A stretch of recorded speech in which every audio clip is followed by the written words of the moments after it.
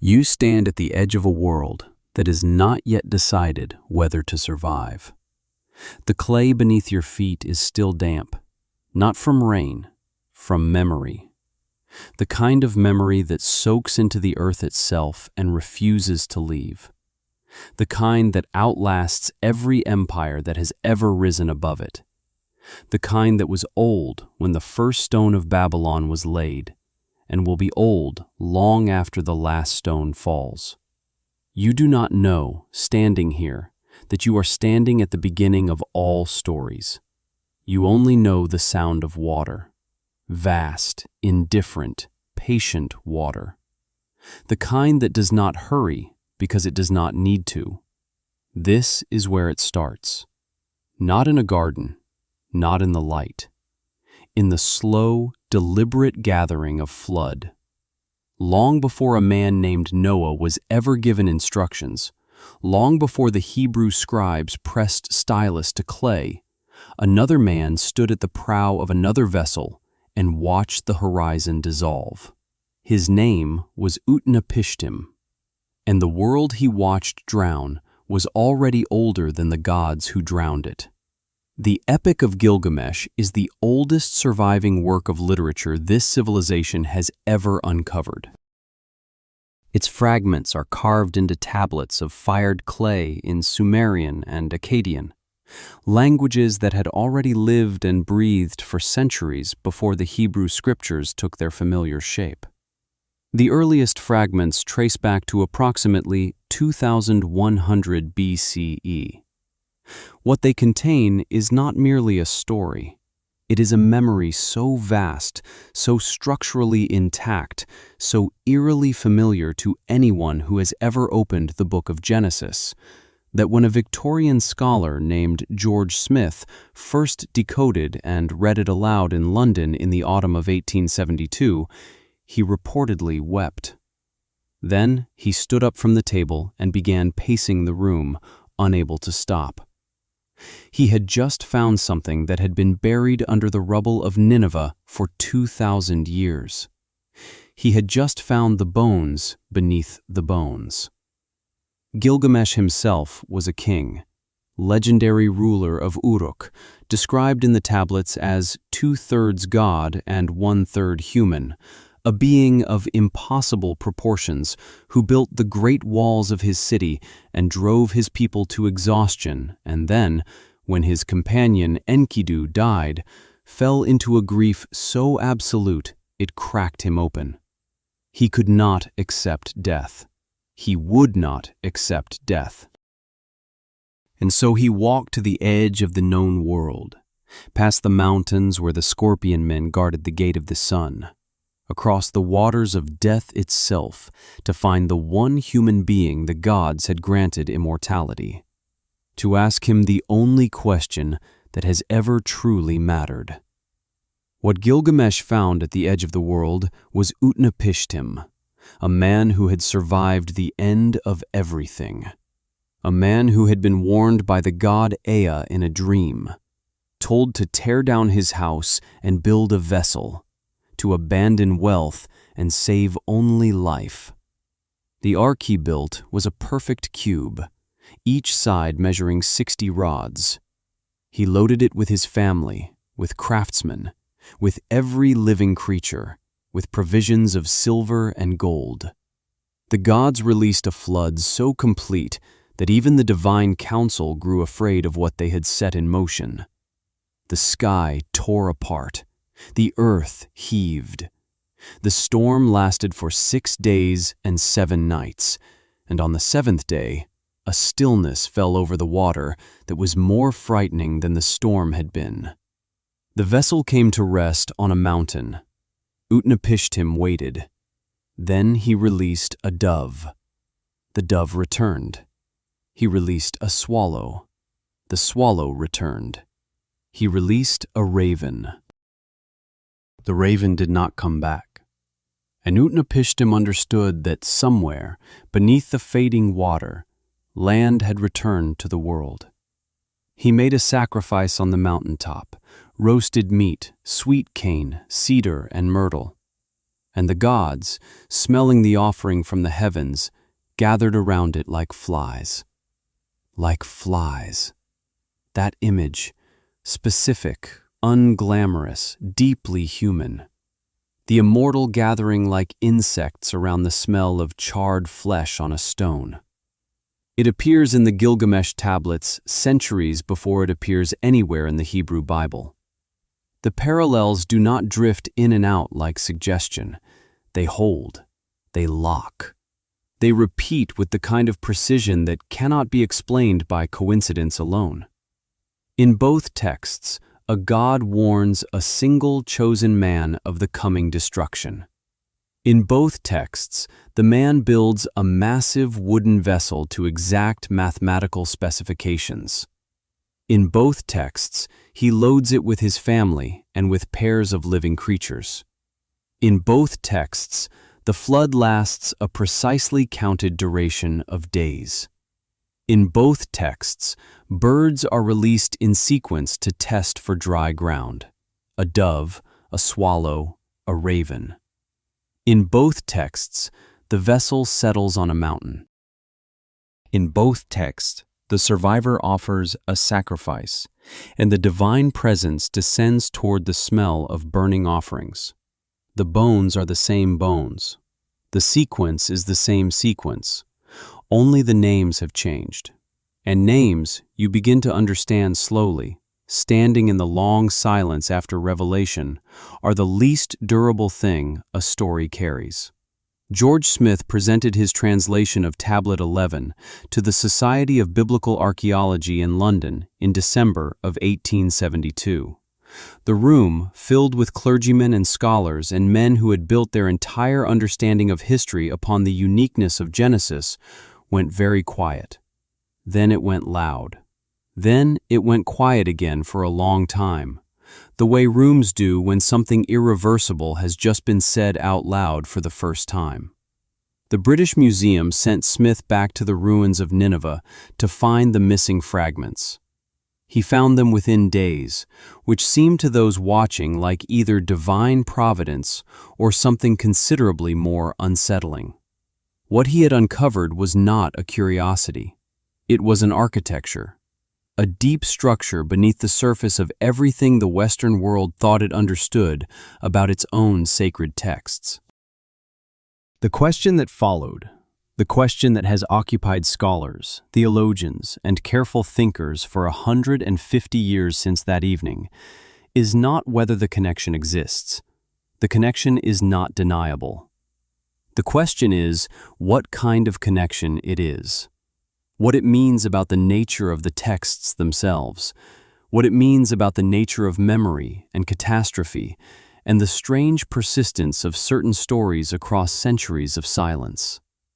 There are two roads the mind can walk from this point. The first is literary borrowing, direct and deliberate. The Babylonian exile of the 6th century BCE placed the Israelite people inside the heart of Mesopotamian civilization for decades. Babylonian scribes kept and performed the Gilgamesh tablets. The libraries of Babylon held these stories in organized, accessible form. Educated Israelites, priests, administrators, the literate class, had proximity to these narratives. When the scribes of Genesis compiled and codified their texts in the centuries surrounding the exile, they were not writing in a sealed chamber. They were writing inside a culture saturated with these older myths. The flood narrative, by this reading, was inherited, filtered, and reframed. The council of warring, petty gods was collapsed into a single moral deity. The divine irritation at human noise was replaced with righteous grief at human corruption. But the structure, the warning, the vessel, the animals, the birds, the mountain, the sacrifice, those remained, because they were already embedded too deeply in the collective memory of the ancient Near East to be removed without losing the story entirely. The second road is older and, in a different way, more profound. It is the road of the common source. Both the Sumerian tablets and the Hebrew scriptures on this reading are not related to each other directly. They are both drawing independently from a stratum of human memory far older than either, a real catastrophic flood event preserved in the ancestral stories of every culture that descended from its survivors. The rapid flooding of the Black Sea Basin, approximately 5,600 BCE, following the breaching of the Bosphorus land bridge, is one candidate.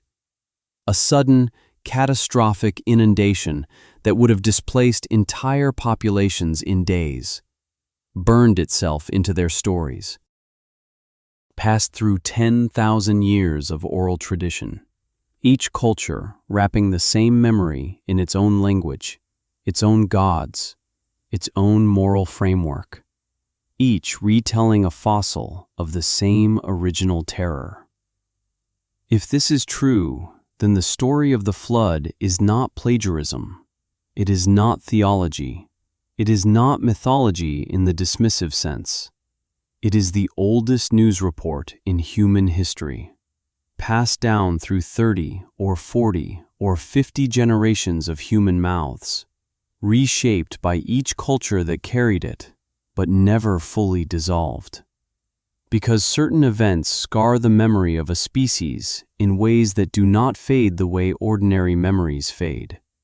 They go down into the bone. They travel in story because story is the only vessel durable enough to carry them across the kinds of time that erase everything else. You feel that now, the weight of it, the strange, slow vertigo of realizing that what you were told was a sacred and singular origin may in fact be a universal and very human one. That the Ark was not built once but many times, in many languages, by many peoples who all looked at the same rising water and reached for the same kind of meaning. Both explanations held together are more extraordinary than any single divine dictation could be, because they suggest that the story of the flood survived not because it was protected. It survived because it was true in the way only the deepest human experiences are true. Not factually, not literally, but in the marrow. In the part of us that still flinches, even now, at the sound of heavy rain in the dark. There is a detail in the Gilgamesh tablets that the book of Genesis does not contain. A small thing on the surface, a thing that opens into an abyss if you look at it long enough. After the flood, Utnapishtim is not simply thanked, he is transformed. The gods grant him immortality, not as a reward exactly, but as a consequence of what he witnessed. A man who has seen the end of the world cannot be expected to simply return to it. He is taken to live at the mouth of the rivers, at the boundary place where the sweet water meets the salt, at the very edge of the known world. Beyond time, beyond death, suspended in a stillness that is neither life nor its opposite, but something the ancient mind reached for and could not quite name. Gilgamesh travels there to find him. Across scorching deserts and the waters of death, past the ferryman Urshanabi, who alone knows how to cross the killing waters without being destroyed by them. He arrives, exhausted and grieving, and still clutching his question like a wound. He asks Utnapishtim the thing he has crossed the world to ask. How do I live forever? Utnapishtim looks at him for a long time. Then, he tells him there is a plant at the bottom of the sea, a thorned plant, difficult to reach, more difficult to hold. It does not grant immortality outright, but it restores youth, and youth, held long enough, might amount to the same thing. Gilgamesh ties stones to his feet and sinks into the cold, dark water and pulls the plant from the seabed, tearing his hands on its thorns. He holds it. He carries it.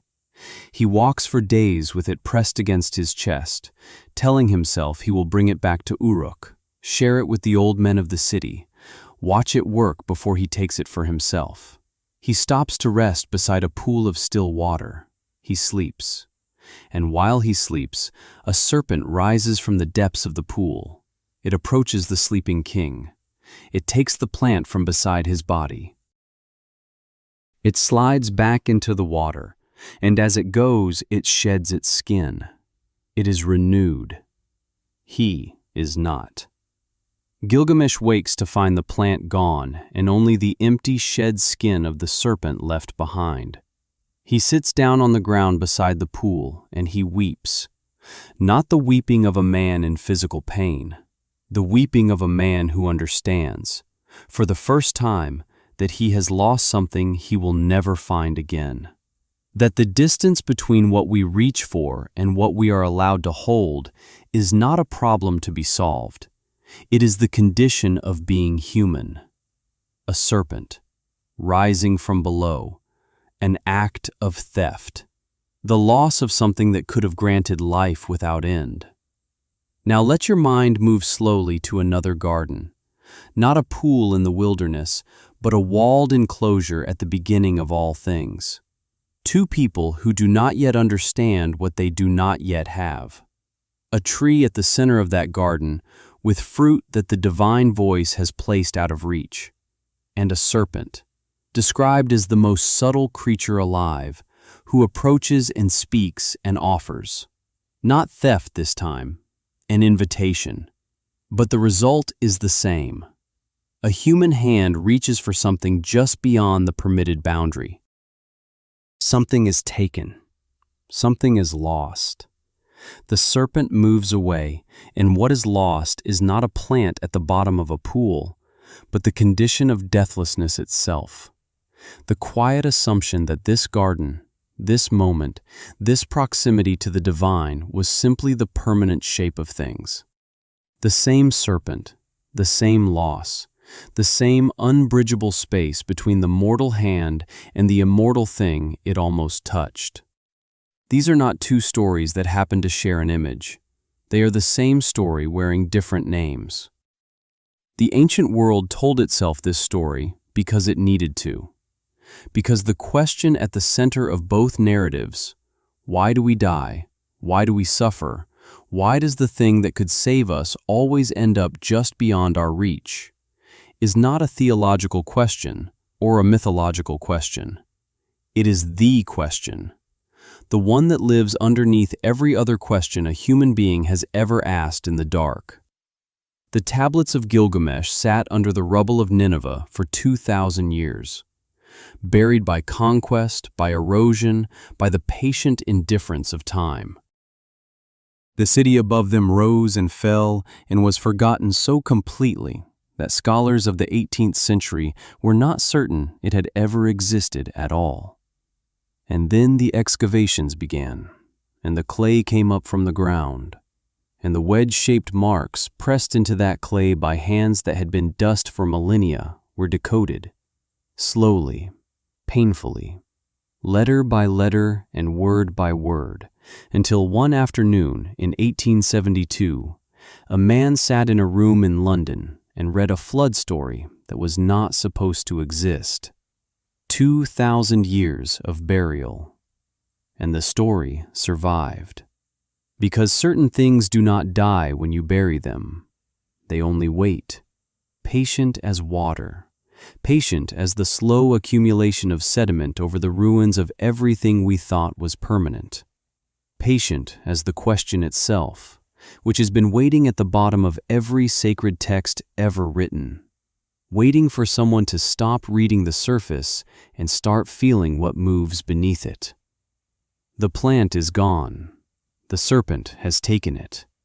But you are still here, lying in the quiet, at the edge of sleep, with the weight of all those accumulated centuries pressing softly against the edges of your awareness. And somewhere beneath you, in the deep geology of the stories you were handed without being told where they came from, the oldest memory of our kind is still turning slowly in the dark. The clay tablets are still now. The flood has receded into the long quiet of deep time. Utnapishtim sits at the mouth of the rivers at the edge of the known world, watching the water where the sweet meets the salt, and he does not age, and he does not speak. And the question Gilgamesh carried all that way has dissolved into the same silence that eventually absorbs every urgent thing. The great walls of Uruk are dust.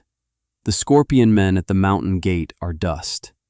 The ferryman and his pole and his killing waters are dust. What remains is not the story of a king who failed to find immortality. What remains is the shape of the reaching. The particular human posture of arms extended towards something just beyond the fingertips, held for a moment in the amber of the oldest literature on earth, preserved there not because someone chose to preserve it, but because it was too true to dissolve. You are lying still now. Your room is quiet in the way rooms become quiet very late, when the world outside has finally stopped pretending to be urgent. And the distance between you and Utnapishtim on his mountaintop is not as large as the years suggest. He too waited in stillness while the water outside decided what it would do. He too felt the particular peace of being enclosed, protected, held apart from the incomprehensible scale of what was happening beyond the walls. The flood that swallowed his world cannot reach this room. The serpent that took the plant from beside the sleeping king is far away in a story that is already 10,000 years old. You are here. The vessel has come to rest. The birds have all returned. Consider, as you drift, one quiet question this old clay has left behind. If the same story lives in every culture that has ever faced the rising water, if the flood and the vessel and the serpent and the loss are carried in the bone of our entire species, what does that make the story? Not borrowed, not stolen, not singular, something older than any of those words. The heavy doors of the Apocrypha vault remain open. There are other tablets yet to surface from the deep sediment of what was buried, other names for the same fire, other vessels for the same water. They will be here when you return. For now, the clay is cool. The river has grown still. And somewhere at the mouth of the waters, at the place where all stories eventually come to rest, the oldest survivor is watching the same stars you are watching. And he has long since made his peace with the distance between reaching and holding.